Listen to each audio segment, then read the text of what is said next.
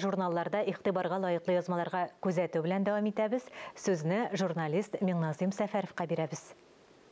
Хайырлы көн, мөхтәрәм телевизор караучылар. Татар матбугатындагы күзгә башка ташланган язмаларны укуны дәвам итәбез. Балалар авырый, Кытай гаепле түгел. Шәһри Казан газетасының беренче битенә чыгарып бирелгән язмасы шулай дип атала. Кышка кергәндә вируслы инфекция һәм грипп юктыру гадәти күренеш сыналса да, быелгы ул ширләргә микроплазмалы пневмония дигән дәстәлгән икән.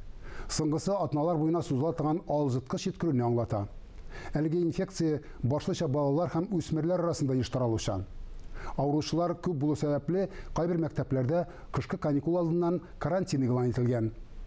Белгечләр раславынча, бу чирнең баш калкытуында Кытайның сәбәбе юк. Микроплазмалы пневмонияның 15-10 елга бер шулай баш калкытып алatan гадәте бар икән. Ковид дигән зәхмәтне кичергәннән соң ахыры хәерле булсын дип кенә әйтәсе кала. Үткән атнада булып узган Татарстан муниципаль берәмлекләр советының съездында иң еш телгә алынган проблемаларның икесе авыл халкының үзәгенә үткән юл белән су. Бу хактагы язманы Шәһри Казан газетасының икенче битеннән укып була.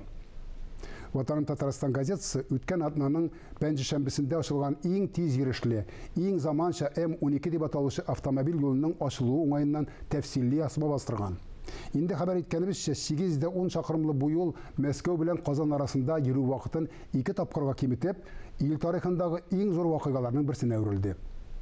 Дөньяда бик күпне күрергә өлгергән Татарстан рәисе Рөстәм Миңнеханов та гаҗәпләнүен белдереп булай дигән: "Минем мондый юлны күргәнем юк иде әле. Моңа степ алга табада күрмәгәннәребезне күреп, сөенеп, рәхәтләнеп яшәргә ясый дип кенә әйтәсе кала. Балалар өчен яңа җырлар ник юк? Булып та ни өчен алар популяр түгел? Репертуар сайлаганда балалар, педагоглар һәм ата-аналар нәрсәгә игътибар итә?" Ватаным Татарстан газетасы хәбәрчесе шушы сорауларга җавап табарга тырышкан. Шуннан да 10-14 яшьлек балаларның җавапсыз мәхәббәт турында җырлавын сәхнәдән тыңлаганда сәер генә түгел, куркыныч та булып китә. Синбикәр журналы көнүзәк тема итеп куркыныч уенчыклар турындагы проблеманы күтәргән. Балалар бүген йомшак аюларга да, Маша, Миләүшә исемле курчакларга да, трактор машиналарга да кызыкмый. Уенчык модасы башка. Компьютер уеннарына, мультфильм геройларына мөкиббән бүгенге балалар. Ыржаеп торган хагги-ваггилар балага нинди киләчәк әзерли?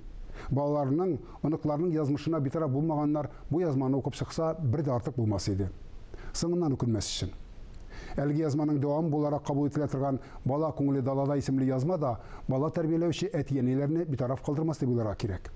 Гомумән, Синбикәр журналының декабрь саны йотлыгып укый торган язмаларга бай килеп чыккан. Затлы журнал үзенең укучыларын ретро стилендәге яңа ел открыткасы белән дә куандырырга булган. Сезне дә якынлашып килүче яңа ел белән котлап, киләсе елда да укудан һәм фикер йөртүдән аерылмасагыз дигән теләктә бүгенгә сезнең белән саубуллашам. Исәнлектә күрешик.